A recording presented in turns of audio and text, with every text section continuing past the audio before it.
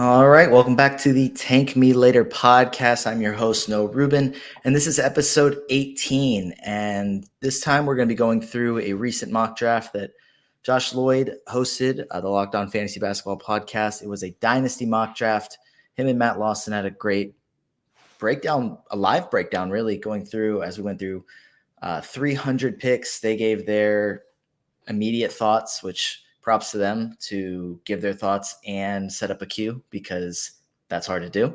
But to go through this, I'm joined by Rotoballer's Alex Burns. And Alex, how are you doing today? Doing well, man. I'm excited to talk some hoops. I know it's beginning of August. We got a month and a half before training camp, and there's not a lot of stuff right now, but I love your work. I think we've been connecting on Twitter for a couple of months here, and man, I'm just excited to talk some hoops. Yeah, and I mean, obviously you mentioned we've been talking on Twitter for a few months, but really recently, Derek White just has us engaged. Man. We have been conversing and fighting the war, really, of explaining to everybody why they need to take Derek White this year, why he needs to be on your team. Obviously, it's fun to exaggerate it, but before we even get into anything, what do you think about Derek White this year? I think that's the most important thing that we need to talk about is Derek White this year.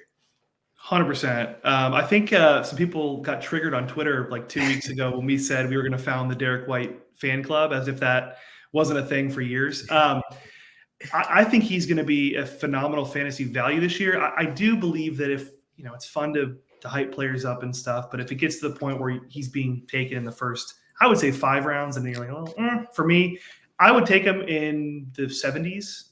So wherever that is, I'm terrible at math. I have him ranked, I believe, 72 right now. I think he's going to be great. I think he's going to be a more efficient Marcus Smart.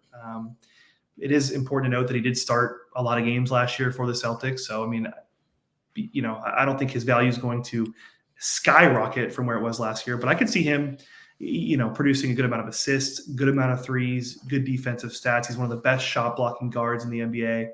I'm all in on Derek White this year. Yeah, and this won't be the Derek White podcast, so we won't go on for an hour about Derek White specifically, but we have to get the conversation out of the way. We didn't mean to offend anybody by suggesting that we started the Derek White fan club. We're just humbled and honored to be able to hopefully be a part of it. But yeah, he's definitely in for a big season. He'll be their starting point guard. That doesn't mean that he's now the Trae Young or Luka of their team, and they're going to just spam Derek White pick and rolls. Like, obviously, he's still going to be off the ball quite a bit, but should be a good situation for him to be really good for fantasy. But Alex, before we get into this dynasty mock, usually when it's, a guest's first time that I get a chance to talk to them on here, I like to, know a little bit more about what got them started, how they got started. So if you can just tell us a little bit about what that was like for you, how long you've been writing, when you got into it, how that opportunity presented itself. Absolutely. So, I mean, obviously, diehard NBA fan for my entire life, played sports growing up as a little kid, all throughout school. Really the end of 2019, I believe, or right in the beginning of when things started slowing down because of COVID-19, I got connected on Twitter, and I saw some people putting out content, and I was like, I wonder if I could do that. I obsess over sports enough. I'm sure I could provide some sort of advice to people. And I got connected with Fantasy Pros, and I started out just writing blurbs for them, news, player notes, things like that. They call it the news desk. So just if a player was going to miss a game, I would get on there and, hey, Aaron Gordon will not play because of an ankle injury, things like that. So that's how I got my start. And one thing led to another. Started doing some DFS, daily fantasy articles for NBA, did a couple NFL stuff, but really, hoops is my passion. And it really just led from there. Got connected. I would say getting connected on Twitter with all the awesome people in the space has been the biggest thing for me too. Just opens the door for more opportunities and more stuff to be connected with. But I would say COVID-19 pandemic, really, when things slowed down and we were all home a lot more, I think that was when I really just gravitated to put out some advice and content on Twitter. And we were talking about it briefly beforehand. You did the podcast with Adam Koffler, Dan Titus, and Zach Hanshu. How does that group of 4 just come to form a podcast? Like, what's the backstory behind that? It's awesome. So we all 4 met on the Fantasy Pros news desk.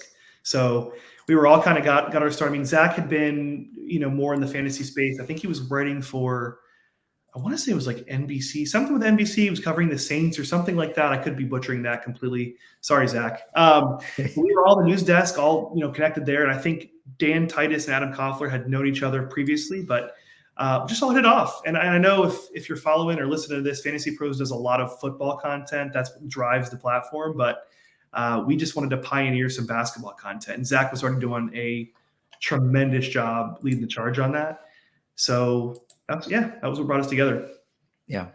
And I know you're also very active on Twitter as a Heat fan. You literally in your Twitter bio, insufferable Heat lifer.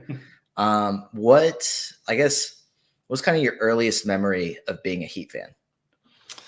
Oh, it's a good one.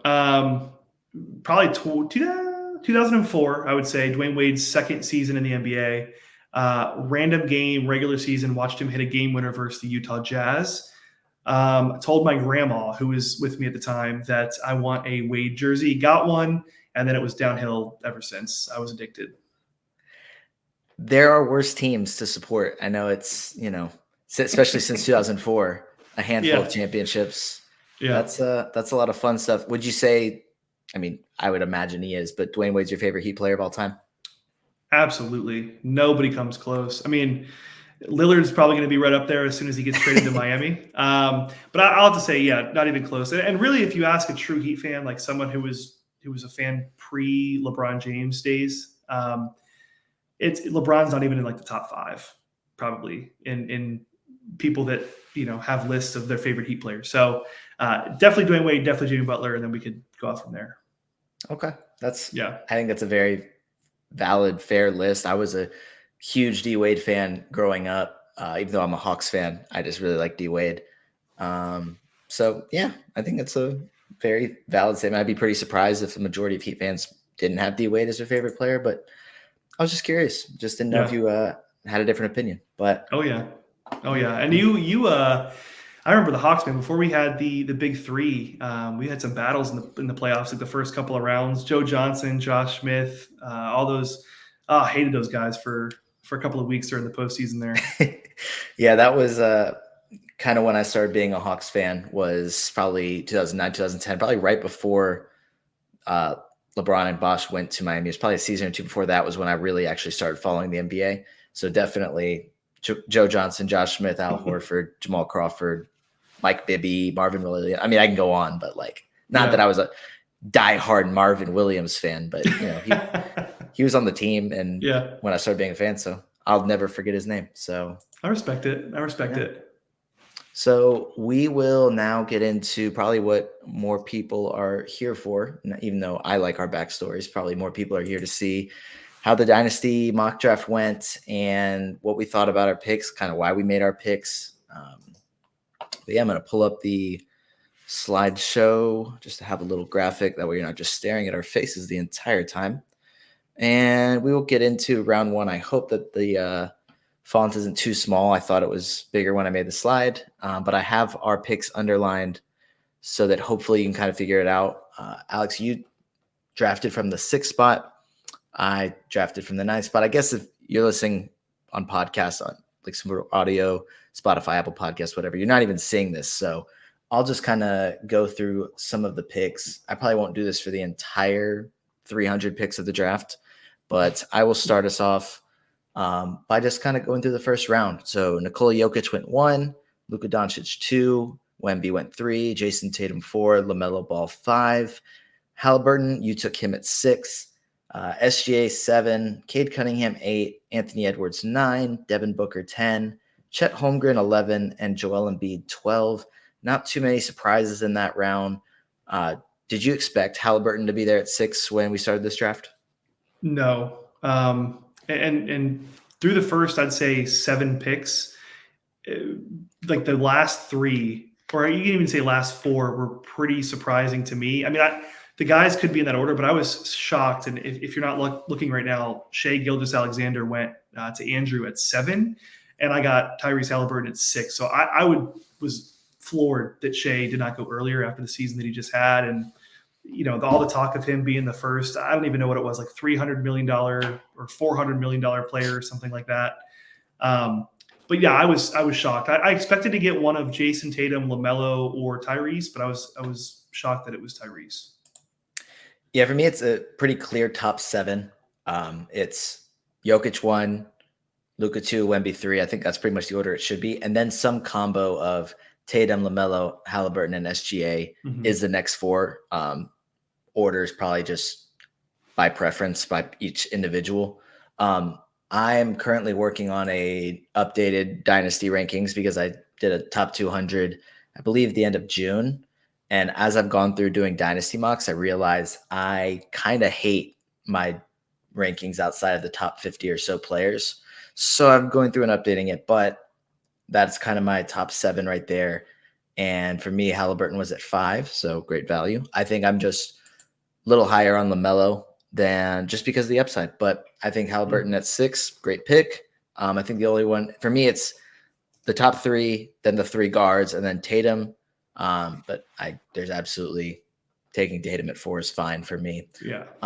I went Anthony Edwards at 9. I have him at 8 in my rankings. Cade went right before, which I have no problem with. I absolutely love Cade Cunningham. He has so much upside. I just wanted to go with somebody that can help me both win now and is super young. I think Anthony Edwards is finally the guy in Minnesota. It's not Cat. It is Anthony Edwards. So he's going to have a big season, and I believe he is 22. So he probably has at least another decade of fantasy dominance. And I in my opinion, he should be going 8 right after the top 7. He should be solidified at 8. But obviously, you can go whatever direct. Like taking Cade Cunningham, that's not a bad thing either. So what do you think about that? I love it. I would have taken Anthony over Cade. I'm right there with you. He's a bona fide star in the making. I mean, he already is a star, but I would say he has all the tools to be a superstar in this league. And the only thing that makes me mad is just hearing the garbage news that came out earlier this week about Team USA and how he was originally not in the starting 5. He was coming off the bench. I don't even know what that was about. And then the bench in their scrimmages were like killing the starting 5 because he was on it. I'm right there with you. I would have taken Anthony Edwards if I was in your spot. With Team USA, sometimes I feel like it's just kind of tradition to play mind games with the team to make them take games serious. I feel like they shouldn't have to do that anymore with how good international teams are in comparison to when, the dream team first started and it's like every win was by at least 40 points. So it's like they shouldn't have to do that to make players take the game more serious, but maybe they do.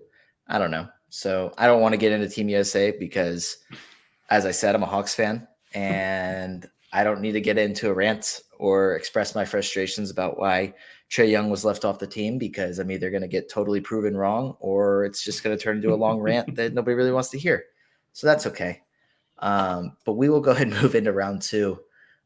So we'll just roll through those picks. Jaren Jackson Jr. went 13, Trae Young at 14, Donovan Mitchell 15. I took Giannis at 16, Darius Garland 17, Cat at 18, Evan Mobley at 19, Domantas Sabonis 20, Scoot Henderson 21, Paolo Banchero 22, Mikal Bridges 23, and Anthony Davis at 24. We'll just go in order with our picks. So I got Giannis there. I think at that point I was really hoping to pair Anthony Edwards with Donovan Mitchell, just have a really good guard duo that was going to be high scoring, but got sniped. No surprises.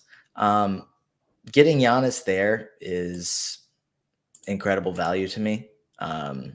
Even though he has the free throw concerns, I guess, he's just too good in other areas. And that gives me, I think Giannis, I don't remember his age off the top of my head. He might be like 28, but so he's not super, super young, but he has at least 5 more good years left in him.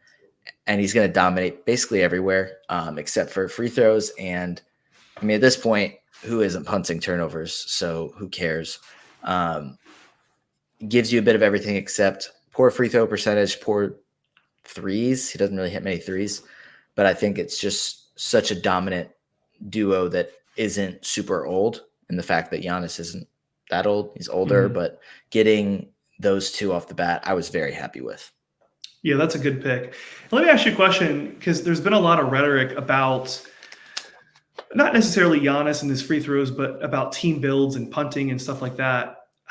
I think a lot of times, myself included, we look at Giannis's finish last season and per game value or totals, and his free throw shooting was so abysmal that it drops him so far in the ranks. But when you're drafting a team, if you take a player that's poor in free throws, you can build around that. Like, you can fix that, right? You can compensate in other categories or draft guys that are elite in free throw percentage to kind of maybe combat that a little bit. So I guess my question is, like, do you think Giannis could be a little bit underrated just because his finish last season was so low if you look at it on paper, but really his impact, I mean, he's not I forgot what he was. It was something abysmal. It was like outside do you remember what he finished last season?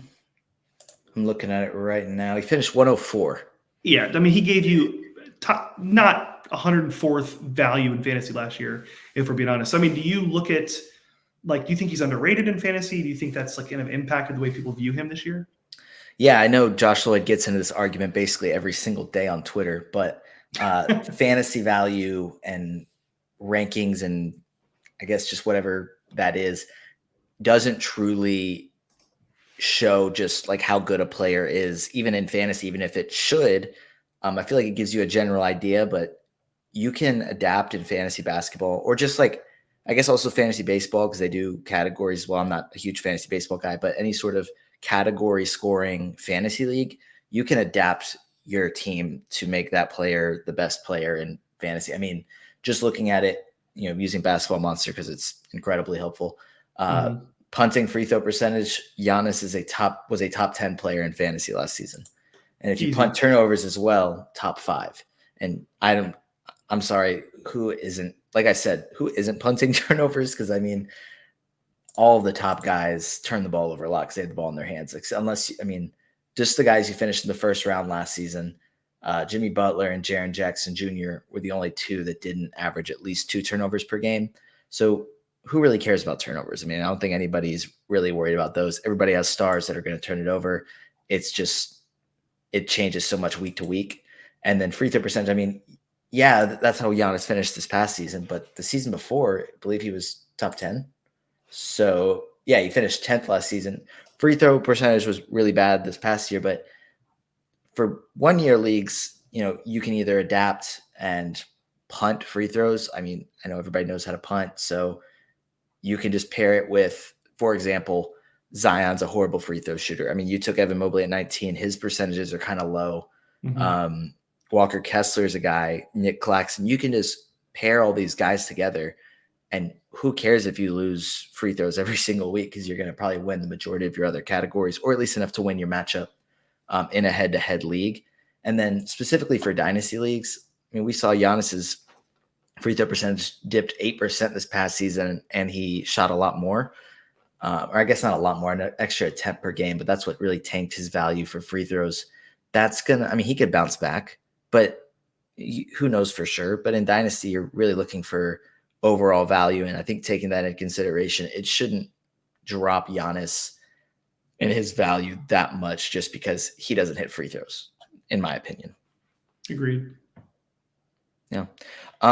Mobley at 19. I know I'm higher on Mobley than other people, than many other. He was 9 in my past power rank or dynasty rankings. I have him at 11 when I actually publish these, unless I change it. Getting him at 19, I think, is incredible value. How happy were you to pair him with Halliburton? So happy. I mean, this is a guy that I think we all agree will be a star and a good player, a good fantasy player for years to come. His skill set's great. Not efficiently, but he can step back, he can hit the 3. He's going to block shots, grab rebounds. I'm interested to see what Cleveland does moving forward with Jared Allen. It seems like they've answered the call on him a little bit. I don't think it's like an imminent trade is bound to happen, but they're obviously, looking at Mobley as the long-term big man there over Allen. So I think Allen clearing out of the way will just open up more opportunity for rebounds, more opportunity for just to dominate the paint, rack up more defensive stats. I will say it's funny that if you look at both of them, like Giannis, and you look at Mobley, and you see they both shot the exact same field goal percentage last year, but Giannis took 8 more shots a game, and they Mobley shot 67% from the free throw line, which is only 3% better than Giannis's 64%, but he only took under 4 free throws a game. So it's like, it just shows you like they had a very comparable season, except Giannis gave you elite value in points, elite value in rebounds. But because it was such a high volume of free throw attempts and shot attempts, it tanked Giannis's value a lot worse. So, but yeah, I mean, I don't want to get off track, but I'm very happy with Evan Mobley. He's only 22 years old. I mean, awesome value. Yeah, I mean, if Giannis wasn't so strong and got fouled every time, I'm pretty sure he would have finished top 10 this season, but that's literally the only way to stop him. Mobley, I think if Jared Allen was traded before this draft, I am pretty sure I would have taken Mobley at 9. Maybe not, but I think he should have gone first round. Just knowing the fact that he would be playing center, as soon as that happens, like it changes everything for him. I think that he automatically, you're like, okay, like this guy's ready to dominate fantasy basketball. Right now, he's playing power forward in a, having two bigs that, I mean, not that Mobley's like a bad shooter, like he's shown a little touch, but like he's not spacing the floor. And Jared Allen certainly isn't either. So and then they really didn't get much spacing from small forward position either. Like when Isaac Okoro was starting, obviously Max Strus changes that a little bit, but Mobley starting at center, I think would change so much for him. And it's going to happen. Like you said, it's just a matter of time. So excellent value at 19. I think that's only going to get better. Yeah, I agree. And I'll throw in there, I'd like to see the Cavs. I know there was a report recently about Donovan Mitchell, maybe when his contract's up, maybe not re-signing. They knew that before they traded for him, but it'd be interesting to see them bring in someone like a Pascal Siakam and put him at the 4, Mobley at the 5. That'd be an interesting, even though Pascal isn't an efficient spacer, but he can still hit it. He's a hawk. It's happening. He's a hawk. He has to be. I'm sorry. I'm emotionally invested. He's a hawk. Round 3 and 4. So let's start with round 3. I'll probably go a couple more rounds of saying everybody because it's still early. Because when we get into like pick 250, I don't think everybody cares about every single pick. All right. Scotty Barnes, 25. Lauri Markkanen, 26. Zion, 27. Walker Kessler, 28. Josh Giddey, 29. Alperen Şengün, 30. Bam Adebayo, 31. That was your pick.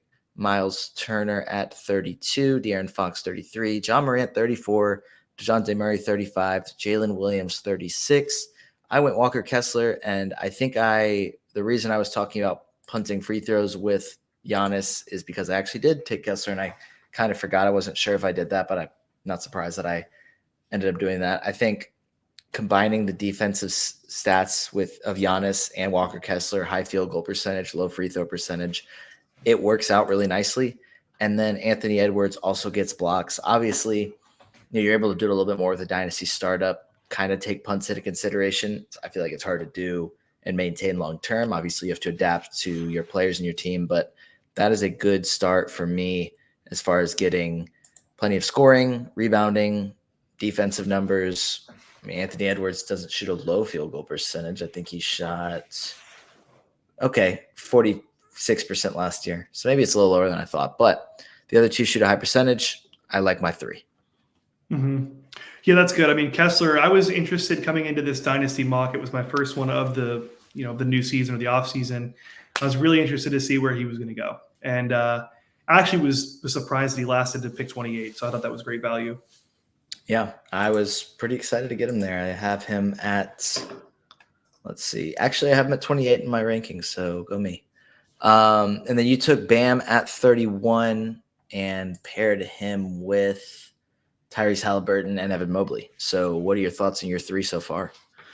So I really didn't have some type of build in mind. I just kind of wanted to see, where the value was going to fall. I think getting Bam here is awesome. I know a lot of people are kind of down on him. He had a lot more fantasy appeal a couple of years ago, but it's important to think and to look at it. We know he's capable of averaging 5 assists per game. I wouldn't say he's one of the best passing big men, but in this offense, things are going to be run through him, whether designated handoffs. He's going to be involved in the actions. I think if Lowry is not there, if Damian Lillard comes into town, which I'm declaring that he is, I think you'll see a lot of two-man actions with Bam, with Damian. I think he's going to get efficient buckets. We've already seen him expand his range a little bit. He's not taking threes during games.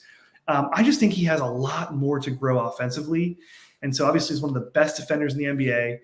Doesn't really show in the stat sheet as much as the impact he makes in the game is, but I think he can grow offensively, and I love pairing him with Tyrese Halliburton, as I just think their playmaking ability as at their positions is tough to beat. So I'm probably higher on Bam than most people, but I like it. It's my guy. Was the goal heading into this draft for you to bring #Heat culture to your team and just make sure that you got guys that wanted to get after it? Yes. Good. I'm happy. That's what I wanted to hear. Yeah. Round 4, we had Damian Lillard, Desmond Bane. That's 37-38. Jamal Murray, 39. Jaylen Brown, 40. Kristaps Porzingis, 41. You took Tyrese Maxey at 42. Then Steph went 43. Amen Thompson at 44. I took Kyrie at 45. Claxton went 46. Franz Wagner went 47. Brandon Ingram at 48. I think I wanted Tyrese Maxey here, and this wasn't the only time you took somebody that I wanted. I'm sure we'll get into that in the future. But assuming James Harden gets traded to the Clippers, which I feel like all the focus has been on Dame over the past month, there hasn't been anybody talking about actually Harden getting traded. It's all been talk about Dame, so I'm assuming it's still happening, but I can't imagine Harden returning to Philly. Maybe I'm totally wrong, but if he's gone, that Maxey pick is going to be excellent. Yeah, and that's really what it was, right? I mean, I'm just anticipating James Harden being traded to, most likely the Clippers. We will have to see who comes over in the trade because it will likely be a couple young players. It's going to be a haul for James Harden. So that'll be really important to see what happens there. But yeah, if James Harden is gone, Tyrese Maxey's going to the moon. He's an amazing free throw shooter, really efficient from downtown. He's going to be a fantastic fantasy option, and he's young too. So I love that pick. That's just based on Harden not being in the picture. Yeah, and I find it interesting because you bring up young guys coming in to Philly that could compete with Maxey. James Harden chose the team with probably the least amount of trade assets as far as young guys and said, I really want to go there. And they simply don't have a trade package in order to land them James Harden. So it has to be at least a third team in there. So we'll see. Maybe it's a 4-team mega deal with the Heat and Blazers as well. But maybe. And I think you got to put Terrence Mann in that too. I think Terrence Mann's probably their best, I'd say, young asset. They could probably trade. But I mean, again, if they're trading one of George or Leonard, which they wouldn't, it wouldn't make any sense to get Harden. So it'd be another team involved probably. Yeah. And so I went Kyrie at 45, and normally I go really young in Dynasty. I've been trying this year to be more intentional about not just taking the youngest, best player available and just trying to get the best value that I can. And especially with this draft, I think when Amen went 44, I was kind of like, okay, Kyrie isn't young, but he's not, I think he's 30 or 31, kind of fits in well, is really good for Dynasty. If he's on the floor, he's going to be better than 45 for at least a few more seasons. But when we get into future rounds, I'll continue to just draft much older than I usually do. But we'll start with Kyrie and just talking about him. Obviously, he can face injuries. We've seen it. He could face off the court controversy. We've seen that. So assuming he's on the floor, I feel like this is a great value for him, but it's just a matter of if he's on the floor. Yeah. We saw him last season. He flirted with 50, 40, 90. He was a really good fantasy asset. If you look at his per game value, he finished top 10, I believe, on the season. So really good. Definitely has a few more years left. He is 31. I think he'll be close to 32 by the time the season starts. But then if you look at his numbers in Brooklyn, and then if you look at his numbers when he was in Dallas, they really didn't shift that much. So he's really good. And we've seen it with LeBron, Kevin Durant, and now Luka. He's really good at being productive as the second fiddle. So I'm not really worried about that. I think getting him inside the top 50 is great. And where did you get him? Was it just inside? Was it 45? Yeah. 45? Yeah, that's fantastic value, in my opinion. Yep. And we will go to rounds 5 and 6. So I'm not going to read off every pick just because I feel like it's going to add at least 10 to 15 minutes for this if I do that for every time. I'm going to just call it now. So I went Jalen Brunson at 52. You took future Atlanta Hawk Pascal Siakam at 55. Brunson has had obviously a huge season this past season. I forget. Let's see where he finished 46th. He's about to turn 27, leading Team USA right now. I feel like people consider, I mean, he's still like, he's not young, he's right in his prime, but he's going to be the guy for New York for probably the next 4 seasons at least. It's not Julius Randle. If they're serious about winning basketball, it's Jalen Brunson. As we've saw the previous seasons when they didn't have him, when they didn't have a real point guard, Julius Randle was able to have a good season or two. And they had that time where they were the 4 seed and ran to Trae Young and the Hawks, but no big deal. But Jalen Brunson's the guy. I don't know. I feel like getting him at 52 was, again, really good value. Yeah, that's one that I'm iffy on. In redraft leagues, I'm all for it. He's going to be the guy in New York. He's this playoffs, especially versus the Miami Heat. It was something special watching him dissect a very calculated Miami Heat team. That was awesome. In Dynasty, it's interesting. He'll be 27 at the start of next season. His skill set is interesting. Thibodeau plays his starters heavy minutes. I think he played like 35 minutes a game last season. He's going to get buckets. He's going to get to the free throw line. But the peripherals, I mean, can he average 6.2 assists per game next season? Dante DiVincenzo's in town. Josh Hart just re-signed. There's going to be a lot of guys, when healthy, in the mix there. So I think he's great. We've seen players when they hit like that 28, 29, 30 years old, they start to – not that they just completely fall off, but their production starts to decline a little bit. So I'm interested to see somebody like him gets in the paint, gets to the free throw line, crafty. He played 68 games last season, which was pretty good. It'll be interesting to see how long he can hold in his prime. If he can continue to put up the numbers, is 24 points a game something that he can build off of? Can he get to 28 points a game? Maybe. I don't know. That's somebody that I have questions for. I'm not 100% sold on him in Dynasty, inside like the top 50. But I mean, you got him at what pick? 52. 52. So right outside the top 50. I mean, I don't hate it. I just wonder how long his prime can last. Yeah, and that's very fair. I think, like I was saying, I went a little older than I preferred to, just because I felt like a lot of young guys were going. But yeah, no, those are very valid questions. I think also Raphael Johnson just has me a little hyped on him because I think I talked to him about the Knicks a few months ago, and he was saying that he thinks that 46 is Brunson's floor for the next few seasons. I was like, really? And he's a diehard Knicks fan, knows what he's talking about. So I was like, I'll roll with it. I'm gonna go Brunson. So I hope he didn't lead me astray. But you took Siakam from me. So how'd you feel about going him there? Not that I was actually like really dying to get him, but I don't know. I think he's been great in recent years. Played 71 games last season, was relatively healthy. Nick Nurse, just like Thibodeau, plays his starters heavy minutes. I mean, high 30s. That's no longer the case. If he remains in Toronto now with a new head coach, it'll be interesting to see what happens. I don't know how I feel about this pick. If I could go back, I probably would have taken somebody else.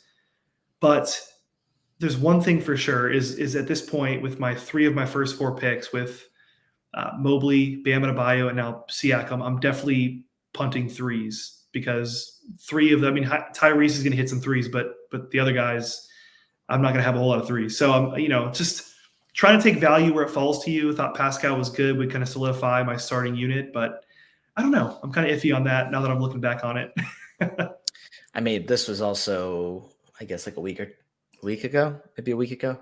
So, things change. I mean, I think Siakam is going to be really good no matter whether he stays in Toronto or gets traded elsewhere.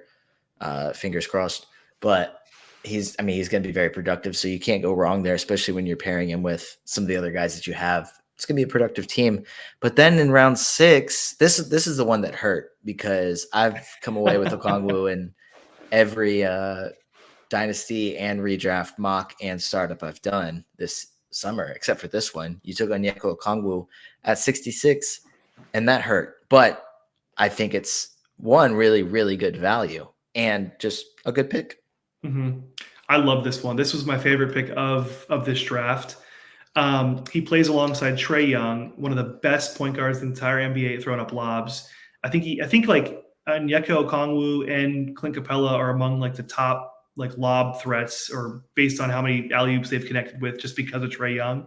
He's so good at sucking in the defense and then tossing it up. So that's going to be something that I'm looking forward to watching. The only thing, and it's very similar to like the Tyrese Maxey pick, is I was kind of banking on Clint Capella being elsewhere at the start of the season. So if that happens, this is a surefire pick. If it doesn't happen, then he's obviously going to have his value suppressed a little bit. Still think he can return top 75 value with Capella there, but man, if Clint's gone and they don't bring in somebody else, this is top 30.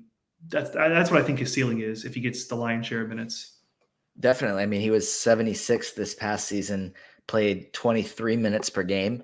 I don't remember off the top of my head, but I know I've wrote about it at some point. His numbers when he was the starter were also really good. That stat you were referencing, I think it was that Clint Capella and John Collins were like, when paired with Trae Young, were the top 2 in alley-oops, but Okongwu was also like top 10. So it's just ridiculous. It just shows that Trae Young literally just either shoots a floater or throws a lob every single play, which is fun. But like you said, if Capella's gone, John Collins is already gone. Not that Okongwu is going to play the 4, but Okongwu is going to be at least a top 2 pick and roll threat. But if Capella's either traded, or I don't know, maybe this is just me speculating, but I think that there's definitely a chance that Okongwu is just the starter, or that it's a pretty even minute split, kind of like it was this past season. So I think he's going to be able to put up big numbers kind of regardless of whether Capella gets traded or not. But I think that there is a really, really good chance that Capella gets moved. So I think it's great. And one, just to further my last point from Pascal Siakam's talk, I'm definitely punting threes at this point. Oh yeah. Yeah. Oh yeah. you are not going to get, you might get one every 10 games. Yeah. If you're lucky. So, but then I had to get you back by taking Jimmy Butler because you took Okongwu from me. So, but like I said, I went old in this draft. I mean, Jimmy Butler gets a lot of hate for games played and has in the past, but this past season, I'm sure you know, he played 64 games, which is not bad. I mean, that's one less than what's going to be the qualification to get awards. So I'm not saying Jimmy Butler is going to take that. I don't know. You're a Heat fan. You tell me. Do you think Jimmy Butler is going to say, ooh, 65 games to make all NBA and be up for awards? Let me make sure I hit that. Or do you think he's going to say, oh, it's 65 games, I'm going to intentionally not hit that just to be petty? Yeah, he'll probably be petty. I don't know. That's kind of what I've been rolling with. Maybe he won't care. It won't affect anything if he just won't hit it just because other reasons. But I don't know. I could also see him intentionally getting 64 again. So I think that's enough for him to return really good value considering he was top 10 in per game. Obviously, he's 33, almost 34. So not many more years of it, but I'm going old, like I said. So hopefully in this hypothetical league, I can win immediately. One thing I'll add on Butler, and this is another, rhetorical question or just something to think about. I don't know the answer to it, but as a Heat fan, you look at the last couple of seasons with the Jimmy Butler era, and every time we've gone really far into playoffs, there's always a little bit of a lag the following season. I know bubble, that was weird because we played all the way, I think it was like October or something, or when we were playing in the finals. And the season started weird, and it was just a weird season for the entire team. Butler wasn't himself. He missed a lot of games. And then, obviously got swept in the first round of the playoffs. Wasn't good. And then we had the next year, fantastic, awesome, go to the conference finals. So it'll be interesting to see what happens, after a deep run. Will that affect their play, or, will he be able to just get some rest this offseason and pick right back up? Yeah, I mean, you mentioned that. I mean, he went to the Eastern Conference Finals, and then, I mean, I know it was the finals this past season, but the entire regular season was not like that. I mean, it was 7 seed and then play in. So I guess the Hawks and the Nuggets were the only 2 teams to win their series against the Heat. That's a good point. True. So I don't know if we're like really calculating. I think the Hawks finished second best. I don't know. But yeah, I mean, if they were able to turn it on, which was obviously incredibly impressive, but it was a slow start to even this past season after a long run. So yeah, we could see something similar this season coming up. Who knows? So now we have round 7 and 8. and I continued to go old, and I went Kawhi Leonard at 76, which, I think he played 52 games this past season, which is probably more than most people expected. It really, I don't know, maybe it's just me, and I just don't feel like he dislikes basketball and is just there to get paid, and that he wants to play games. Obviously, he's dealt with his fair share of injuries. And, it might be a few more seasons of him playing 50 to 60 games, and then he's just done, which is fine. But pairing him with, Kyrie, who finished 9th in 9-cat this past season, Jimmy Butler, who finished 10th, Giannis, who, if we're punting free throws and turnovers, like we said, top 5, top 10 players, just a team that I feel like is ready to win now. Mm-hmm. And then I'm just kind of crossing my fingers and hoping that I can stay at least healthy, or that it's only like one of my guys that isn't able to play by the time the fantasy playoffs roll around. I think that's kind of what I have to ask for, because I'm asking for my team to be riddled with injuries with the guys I'm drafting. So I'm just kind of keeping my fingers crossed. Yeah, but that's an interesting point you bring up. And I think that's how you have to approach when you draft your dynasty roster. Is I don't think you can go in with like, oh, I'm going to get the youngest team and I'm just going to like reach for all my player. I think you just let the draft happen. You obviously have a strategy for each, but I think you let value fall to you. And that kind of dictates what you do, right? If you win now, if you rebuild. And I think that's what you did. And I actually don't hate the Kawhi pick there. I think you're getting an elite player. Obviously, if even if he only plays 50, 60 games again. But I'm with you. I don't get like the hate. I think he wants to play. And I think your team is built to win now, like win right now. And I think that there's no shame in that. Like, I mean, the goal is to win a championship in fantasy. Like, doesn't matter what it is. Like, you're always building towards that. So if you can win now, why not? Yeah. And that was kind of when some teams zig, I zagged. Exactly. Just went a lot older than I literally ever want to. And if it wasn't a mock, I may not have even done this, because I don't want to just go all in on old guys all the time. But it was a fun strategy. It was fun to draft. But then you went Jeremy Sohan at 79, and I think he's going to be really, really, really good.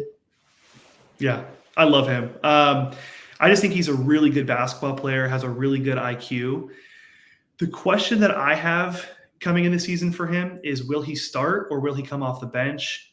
If I'm Greg Popovich, I'm 100% starting Jeremy Sohan over Keldon Johnson. I just think you want Sohan's IQ, and I think you want his passing, his playmaking. I think you want that with your best players. I wouldn't want him with a campaign off the bench, or a Malachi Branham or whoever comes off the bench. I'd rather have him next to Wemby creating and just being that defensive stopper. So I love Sohan. I think he's going to be really good. We saw a little bit of development last season, especially in his free throws when he switched to the one hand versus like the two. That was so weird, but it worked a little bit better for him. So thrilled to get him here. Again, I'm completely punting threes here. I don't know what in the world I'm doing with my 3-point category, but I like that pick. I do too. He's got a lot of upside. I think that is going to be the question of who does start this season, and as you even get further along, who starts in the future. I think Keldon Johnson it makes sense in the sense that he provides some spacing. I think Sohan's a better player. I think he's better for fantasy as well. But Keldon Johnson provides some spacing. I imagine both still play a ton of minutes regardless of who starts or not. Keldon Johnson did have that interview where he said like he would be open to any role that's asked of him, I guess kind of open to coming off the bench. So yeah, we'll see. Maybe that happens, maybe it doesn't. I think regardless, especially for Dynasty, Sohan's an excellent pick. He's going to be really good and provide value in a lot of categories. I have a random Keldon Johnson thing that I thought was interesting from writing something recently. He had a 28% usage rate last season, but finished 165th in per game value. That's really hard to do. He scores and he shoots. Yeah. That's it. He is a 2-cat player. Yeah.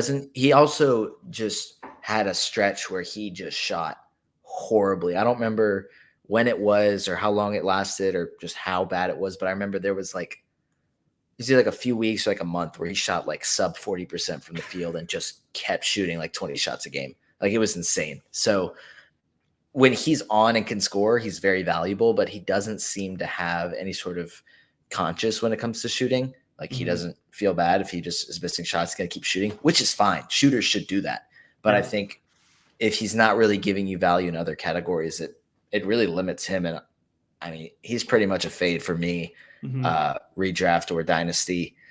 Obviously, unless it gets to the point where it's like, okay, like this is like pick 150, 125. Like, okay, outside the top 200. I'll take this. Yeah, right. Like in dynasty, it's like, okay, I'll take this 23-year-old guy that's already scoring 20 points a game. Like, okay, fine, I'll take him here. But that's what it is for me. And then you went LeBron at 90, and is he your best 3-point shooter? Maybe he is. I think my next pick after that will probably be my best. But he might be your best 3-point shooter to this point. No, Halliburton. Excuse me. Halliburton is. Oh yeah, or Maxey. That's fair too. But I mean, I'm happy with this. I needed some scoring. The first couple of picks, obviously Hallie's going to get you around 20 a game, but Bam and Mobley, they're not big scorers right now. I mean, elite scorers. So I wanted to get somebody that can give me 25 plus points per game upside, just to be competitive in that area. So I went with LeBron here.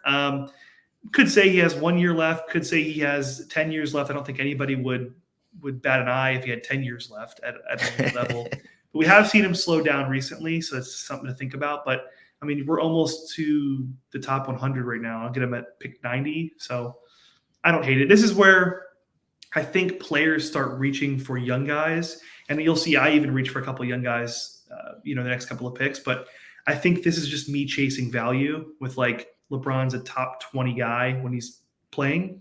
I'll get that at pick 90.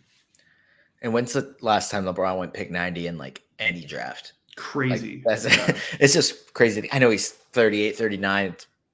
Probably should be going this late. Yeah. But it's just crazy to think that, I mean, a few seasons ago, he probably would have been still top 10 at 34. Nuts. So just interesting to think about. You mentioned that a lot of guys may start reaching for younger guys here. I think I was listening to Josh and Matt kind of go through the picks, talking about how, sometimes teams will go young early, or managers should draft younger studs early and then try and fill out, more competitive players later on. I think it just depends. Like, I think that's more of like, they were saying that is a strategy. I ended up doing pretty much the opposite by going win now early and reaching for young guys later on, because I felt like I could. Like, I had a full starting lineup of guys that were going to start this season. So I was like, I'll take some shots on young guys eventually. Got another old guy here with Nikola Vucevic at 93. If I'm not mistaken, he's had like one season in his career outside the top 40 and like two outside the top 30 in 9-cat. And I know he's 33 or 34, but he does not jump.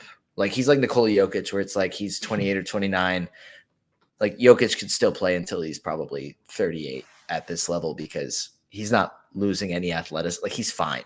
So it's the same thing with Vucevic. Like, it may only be 4 more seasons, but he's going to be really good. He may not continue to be consistently in the top 30 or 40, but he's going to be good. That's kind of why I went with him here. I'm like, continuing to win now. No hate there. And I mean, he played 82 games last season. So yeah, that was good. Yeah, not too bad. Not too bad. Rounds 9 and 10. I went Robert Williams at 100. I think we did the Dynasty 30 startup last year, and I think I took him in the second round of that, probably pick 50-ish. Obviously, his value has fallen a lot after coming off the bench last season. He's going to come off the bench again this year, I'd imagine, behind Horford and Porzingis. That would be my guess. But then Horford only has a year or two left. So Robert Williams is going to get back into the starting lineup, and his value is going to go back up when that happens. It might just be a year or two. But I have enough win now guys that he can kind of sit on the bench and get back to being a starter. And if I need him for blocks, obviously, he's still among the best in the league. Yeah, I mean, he'll only be 26 early on next season. I mean, the only thing that worries me about him is his knee injuries that he's had.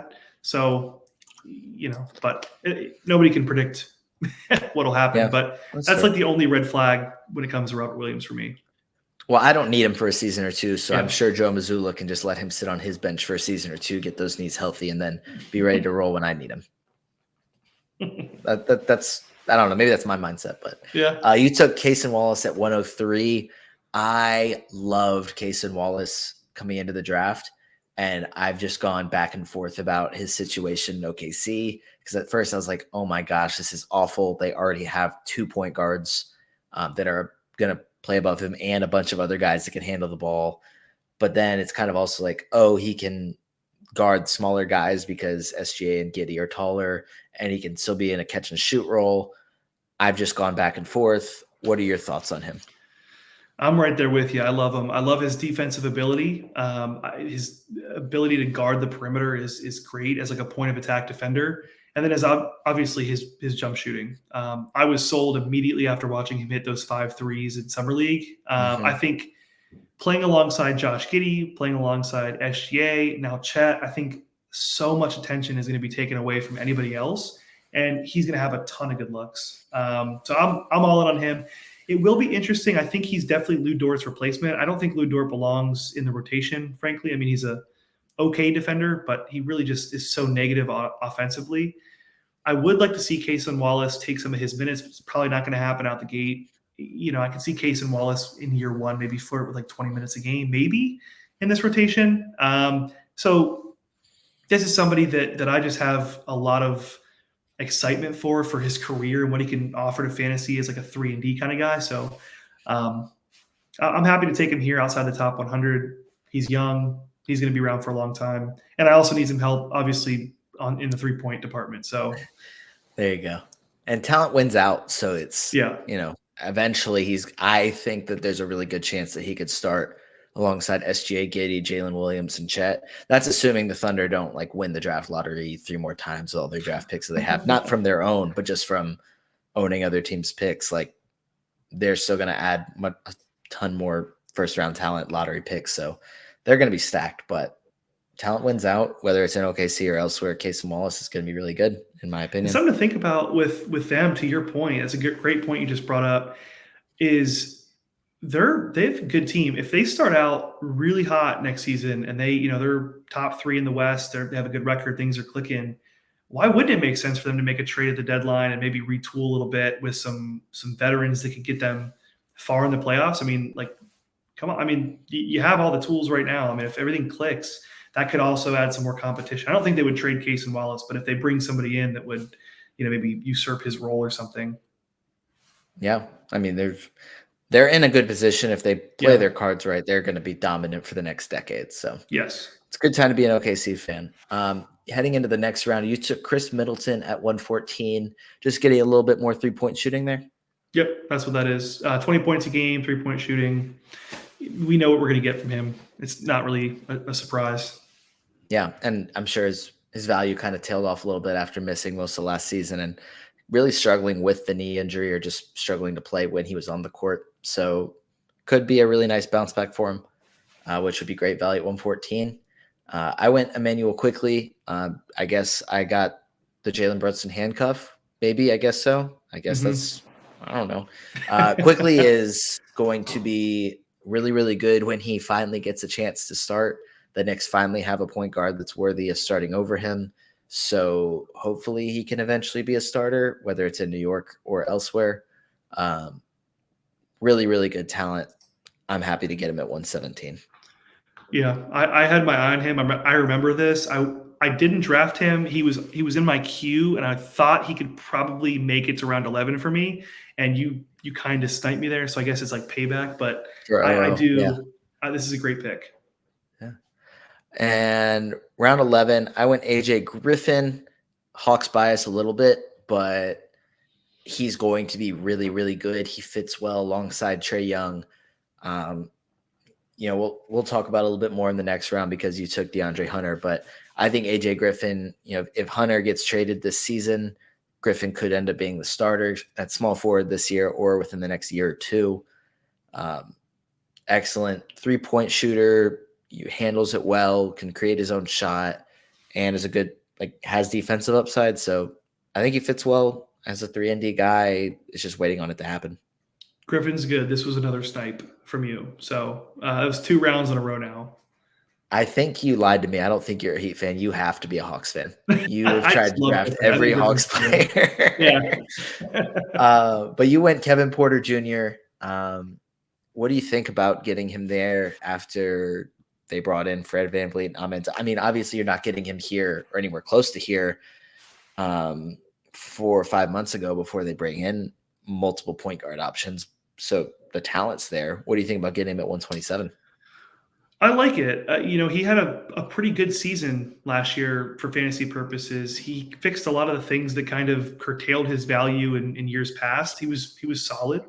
I know when you think about Kevin Porter, a lot of things come to mind like turnovers, inefficiency, just being on a bad team, jacking up shots.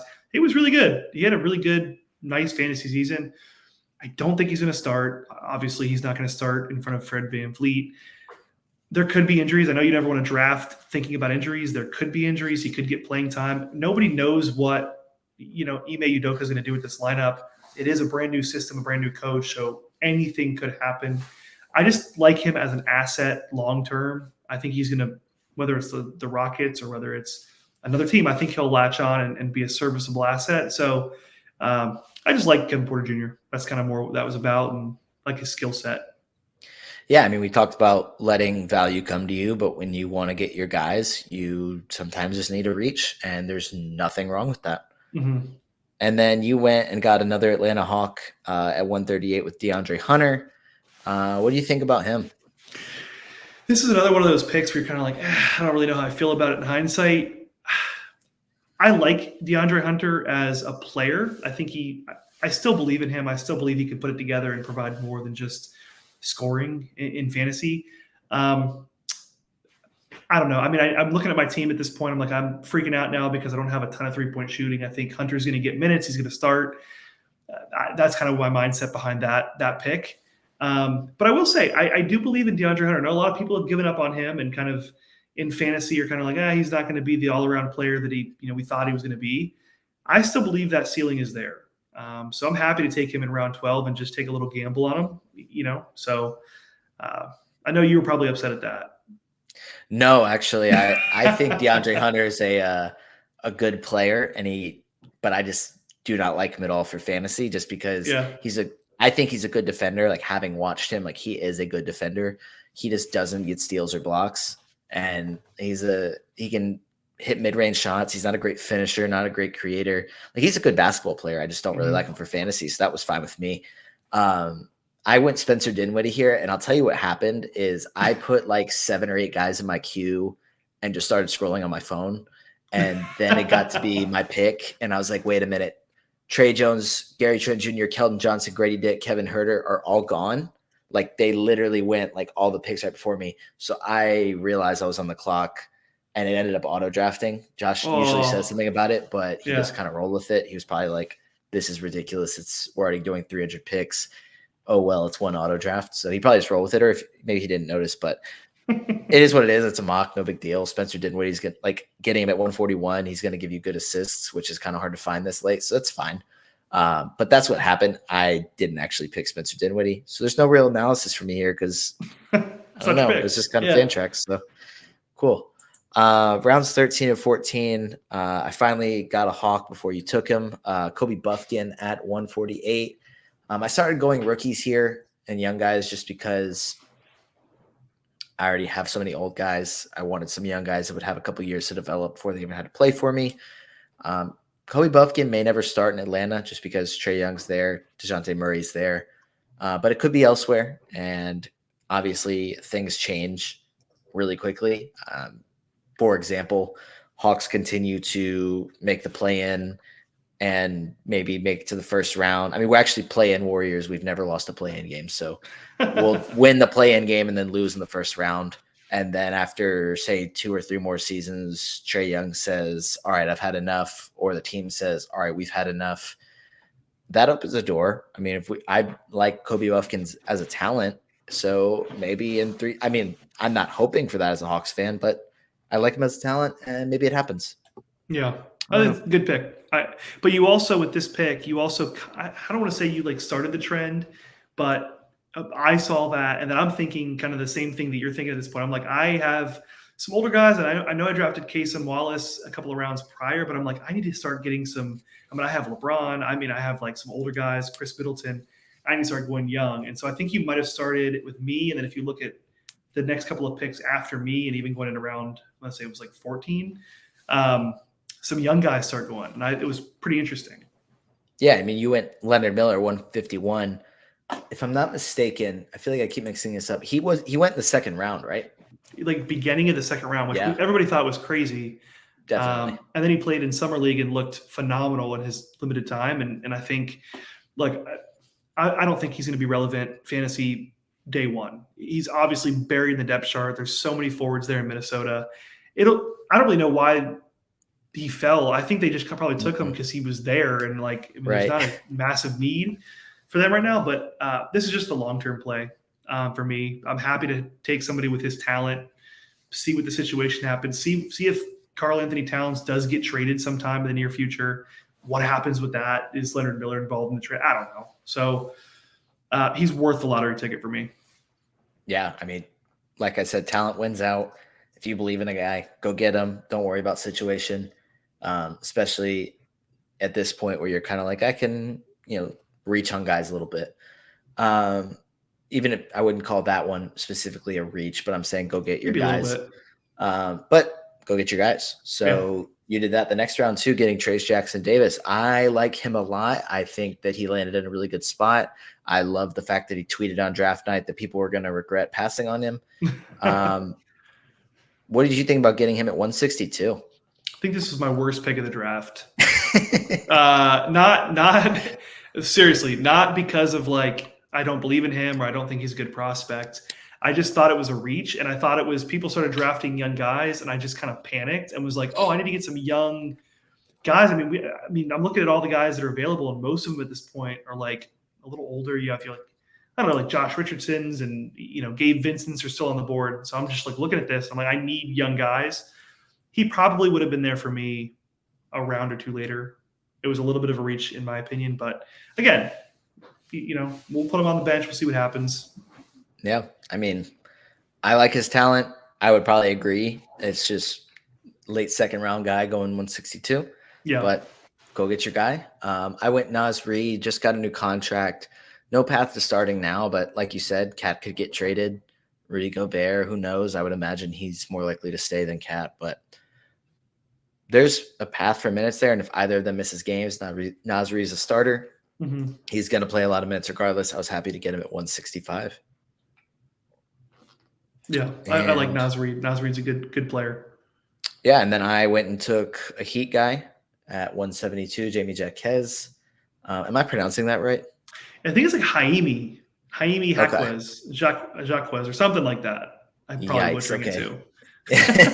Well, I took a Heat guy, hashtag Heat culture at 172. I think my reasoning is that he looked pretty good in the summer league that I watched, and people were saying he fit Heat culture really well. And I don't know, maybe I'm just kind of banking on the fact that he's going to fit the culture well enough to see a lot of minutes, especially if they need to make a trade for Dame and they just don't have many assets left. I don't know. I think that they haven't made a ton. I mean, the first round picks that they've made or lottery picks that they've made over the past, like 7 seasons are like Bam Adebayo, Tyler Hero, and Justice Winslow. I was trying to do before past Justice Winslow. Gotcha. I think there was one other, because obviously that one didn't work out quite as well. But, I'm trying to skew the stats to favor me. That's what you have to do. Yeah. There's somebody else I think that they drafted in there that was, and I can't remember off the top of my head, but I'm hoping that the fact they actually have draft capital, instead of just having to take undrafted guys and make them into starters, they can take a first round talent and make them into a really good starter. So we'll see. I think that was the plan for Miami. I think that Miami all along believes they're going to get Damian Lillard, and they're probably going to have to gut a lot of their depth. And I think taking somebody like, I'll say Jaime, I think that's how you pronounce it. I think you're right. He's a ready, like day one kind of guy that I think can come in and give you something. I wouldn't be surprised if he's involved in a trade though. I don't think like Miami would like kill the trade over keeping him. Right. But I'd be shocked if he stayed, if the trade does happen. Yeah, and the other first-round picks I'm looking at are Precious Achiuwa, who is solid, and Nikola Jovic, who obviously hasn't really got to play yet. So maybe it's not as good as I'm thinking it is, but yeah, we'll see. Cool. And then you went Jonas Valanciunas at 175. I mean, he helps you with rebounds right Mhm. now at 175. So Yeah. Yeah, I mean, the thinking there is I know Zion, like, was not healthy for most of the season, and when Zion plays, Jonas's numbers completely decline, or at least they're not as valuable as they are. This is just at this point in the draft, I'm looking at my team. I want like a true center. Whatever you think about Mobley, Bam Adebayo, I just want a guy that can get me rebounds, that is going to get minutes. He's going to play. Obviously, betting on Zion's health is not a surefire thing, so I'm okay taking him at this point in the draft. yeah. And then you went Colin Sexton at 186 in round 16. He had a lot of hype heading into this past season. I feel like him and Lauri Markkanen were both going, probably in the 80s or 70s last season. And now he's going at 186, and Markkanen's a first or second round guy. So there's certainly the chance that Sexton's ADP rises a ton by next season. Yeah, I'll be the first guy to tell you, like, I'm not like a Sexton truther, like somebody who's going to, pound the drum for him. But he won't even be 25 at the start of next season. He doesn't have a massive fantasy skill set. Like, he's going to shoot the ball efficiently. He'll shoot from the line efficiently. He can get you 15 points a night. That's about it. He's not going to do anything defensively. And he has Keontae George breathing down his neck now there in Utah. So this isn't like something that I'm like stoked about, where I'm team Colin Sexton in fantasy, shouting from the rooftops. But I think at this point in the draft, I mean, this is a valuable guy who is going to play, going to get minutes, whether it's in Utah or whether it's somewhere else. I think he's going to play, and he's solid when he does play. Yeah, I mean, finding that much scoring this late is pretty hard to do. So can't go wrong there. I went Jet Howard at 189. I didn't love Jet Howard coming out of college. I felt like all he could really do was hit threes, which threes are important. Orlando lacks shooting, so maybe that can get him on the floor early. To me, this is a guy that went in the lottery, and I have no problem taking him at 189. I'm pretty sure every other lottery pick had gone at this point.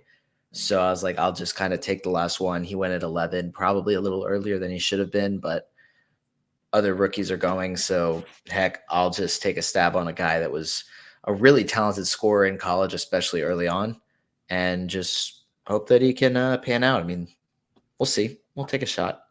That's kind of my thought. Yeah, it'll be interesting to see in Orlando, especially with all the depth they have in the backcourt, Definitely. or excuse me, front court and backcourt. Now, after adding people through the draft and Franz Wagner, Paolo, it'll be interesting to see what happens and see what his role even is. But again, round 16, you can put a guy on the back of your bench and see what happens. Definitely. So yeah, that was kind of my thought process there.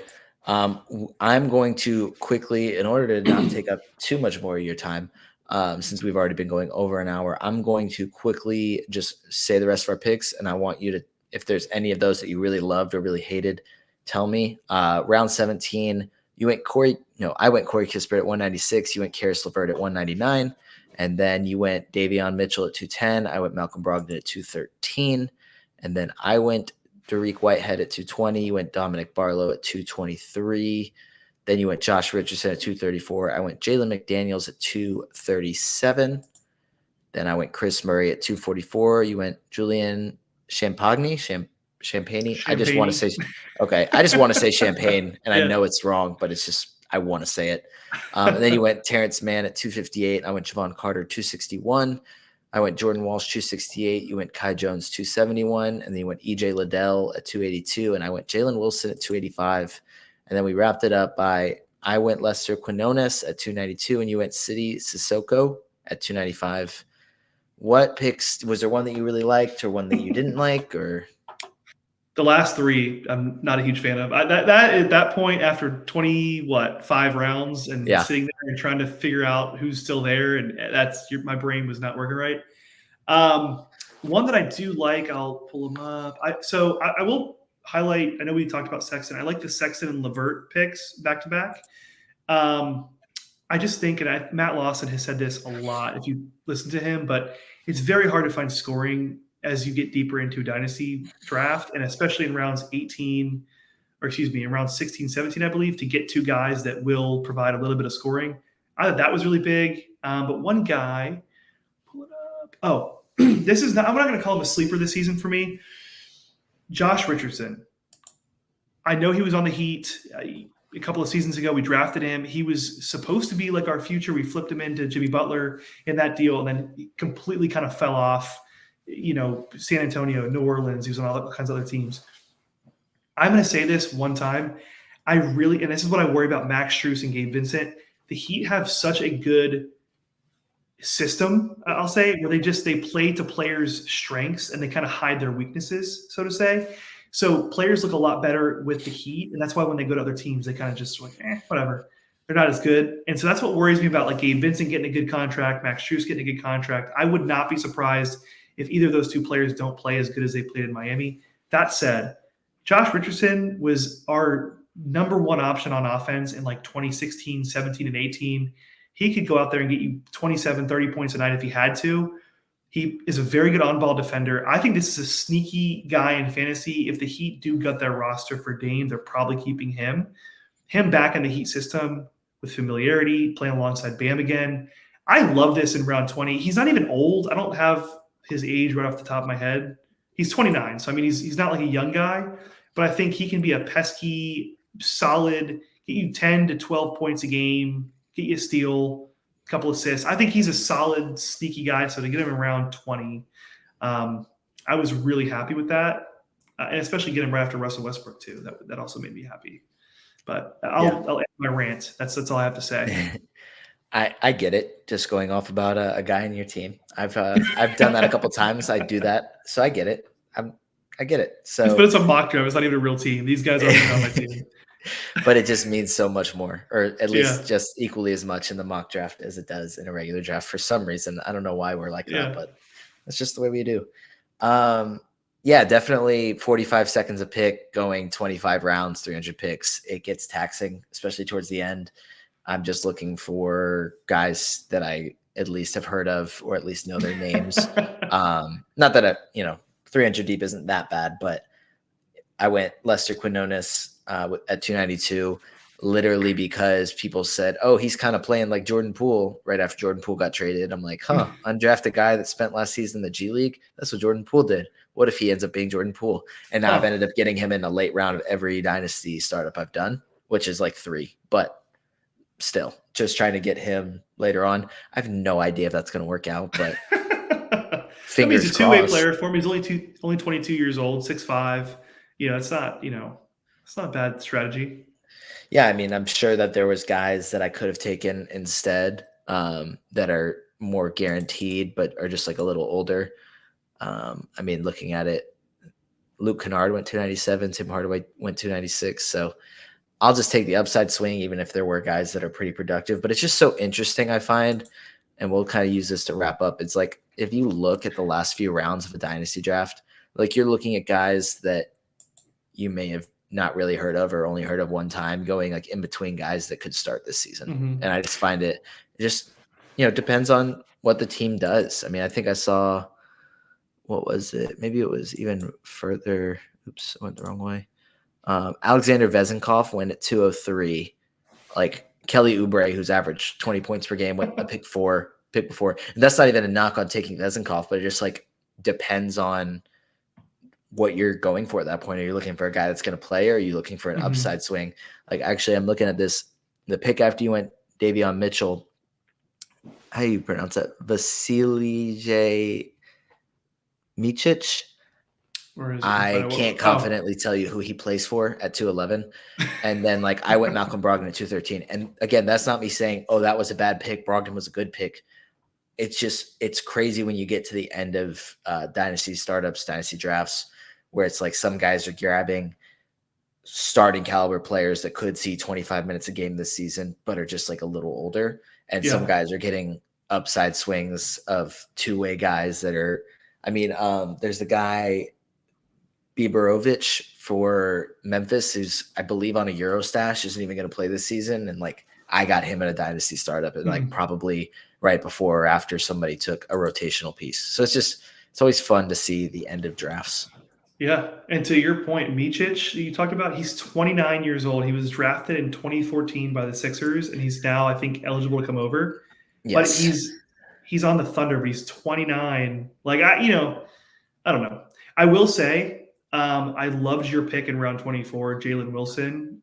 I know he's a little older, and he might not get a ton of burn. I think he's an older rookie, 22 years old. I just think he's a good player. He played really good in summer league, and alongside Claxton, they need somebody that can space the floor a little bit. So depending on what happens there in Brooklyn, I can see him maybe getting a little bit of run to start the season. And then I got to give it up for Matt Lawson, the last pick in the draft, Hunter Tyson at pick 300. He might get minutes now because of the injury to Konkar, or is that how you say it? Yep. Kankar? I think something like that. Yeah, I mean, you got him, you got Peyton Watson in the mix now. They're probably going to see minutes by default because, I mean, the Nuggets lost a lot of depth, and Bruce Brown leaving, Jeff Green leaving. So to get him at pick 300, I know he's a little older. I think he's like 22 years old. I think he's actually 23. But that's a really good pick. That's probably the best pick of the draft in my opinion. Yeah, I mean, no surprise Relative that value. right. No surprise that Matt was able to do that.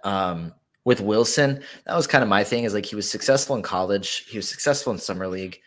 I'm just going to take a stab on him being successful in the NBA. Not saying he's going to, do what he did in college, average 20 a game and win a championship is like the main guy. But I think that it's, even if it's not the most traditional path, you've seen a guy have success in multiple places. I think that there's a chance that it continues, even if it's not, doesn't project as a guy that will, or the most traditional, like, super athlete that projects to be a really good NBA player. I'm just taking a chance on non-analytical things, which sometimes is fun to do. Mm-hmm. That's kind of does it make a ton of sense for the Nets right now to like have Dorian Finney-Smith, Royce O'Neal on the roster? What are they going to do? I just think they're going to have to decide on what direction they're going to go in with Mikal Bridges, with the Cam Johnson. Are they going to tool up and win now, or are they going to kind of rebuild this thing and kind of cash in some of the – because, I mean, Dorian Finney-Smith and Royce O'Neal, those are 2 3-and-D guys who I think could provide a lot of value to a contending team right now. But, yeah, I like that pick. That was also another snipe, by the way. For me. Well, apologies for that. But we've gone through our picks at least. I mean, obviously, we're at about a little over an hour and 15 at this point. So probably about over an hour of that was spent on just our picks, or for mostly our picks of 300 picks, 25 rounds. Obviously, we could go 3 hours and discuss a lot more. There's so much to discuss about, but I want to get to bed before midnight, so we're not going to do that. But before we go, Alex, if someone was asking you about how to get started in either some sort of content creation, writing, podcasting, I want to make threads on Twitter or X or whatever it's called. That's what I want to do. What advice do you have for me? How would you answer that?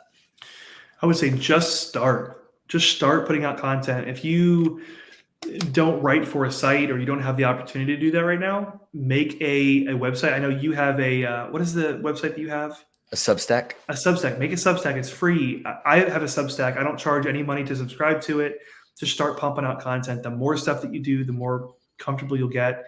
And I'd also say, as opportunities come in, just say yes. If somebody wants to pull you on the podcast, say yes. If somebody wants to put you on radio, just say yes. Say yes to as much stuff as you can. Jumping into a mock draft, being a part of anything, just do it. That's probably the best way that I would, if I could go back and start over again. Definitely. I think also, I can't speak to everything, but in the fantasy basketball space, everybody is incredibly supportive of, trying to spread other people's work. I don't know if it's this way, if you're like trying to do fantasy football or other things, but like, if you look at, some of the bigger names in fantasy, they're all having, like, they have no problem talking to somebody with like barely any followers saying, oh, hey, I want to get into this. No problem giving advice or helping. I mean, specifically for Dynasty, Matt Lawson, I know I reached out to him and said, hey, I'm looking to create Dynasty content. He got me plugged in with other Dynasty creators. And even since then, there's been a bunch of guys that have just started off saying, hey, I want to do this. And that he has no problem sharing their work. I am very intentional about trying to retweet anytime I see anybody's work, just to try and help people get their name out there, because a lot of people do a lot of really good work. And like you said, just getting started, putting your name out there, who knows where it could end up for you. So And just be consistent. Yeah, there's all such good stuff. Just be consistent. And I would say too, try with every tweet that you put out, every thread, everything. It's really easy to get in that mindset of like, oh, is this going to like go viral? Will people like this? Will I get like, will I get buzz on? Just with every tweet, ask yourself, like, does this provide value? Will somebody be a better fantasy player based on this tweet or this content? Like, what is this doing? And I think just looking at it through that lens, I think that's the way to do it. Absolutely. And before we go, what work do you have coming up? I know we're about 2.5 months until the regular season starts because they just announced today that it'll be, I believe, Lakers, Nuggets, and Suns, Warriors on opening night. Should be super fun. But what work do you have coming up until then? Oh, man, we have a full off-season calendar. We've actually been putting out a lot of content, a lot of written stuff, articles and pieces and stuff over at Rotoballer. Thunder Dan and I have been churning out some content. So have some other awesome writers over at Rotoballer. And then we're just going to keep doing that, putting out content as we get closer to draft season. We'll do some drafts, some mock drafts, and just more content. I mean, there's so much stuff that you can talk about with fantasy that's, but all of it makes no sense as you get closer and you have a little bit of an ADP idea and things like that. Yeah, I guess this is kind of always the dead period a little bit, but it's awful. Even the dead period, it's like you can always just pop out content. So it's, just make some stuff up like, oh, like I think these X amount of players are going to do this. And, you can always find more stuff to do, which is what, I've been doing. I think a lot of people have been doing during this quote unquote dead period. So definitely. I found what you said. I found that like this time of the off season right now is like a lot of people pull back, obviously. This is where you really can pick up a lot of like people that follow you for your work. There's a really nice opportunity right now in this space to kind of just pick up a little following and just be consistent, put out some stuff. So I would recommend like go for it now. Yeah. And, even the dead space for everybody else, I know this is a Dynasty podcast pretty much only or generally talk about Dynasty here. This is a great time for Dynasty. I mean, Summer League just wrapped up, the draft almost about a month and a half ago now. So everybody's trying to make predictions for this upcoming season, how guys' entire careers are going to go. Even if, we're still 2.5 months away from the regular season, can always produce Dynasty content because it just applies for whenever.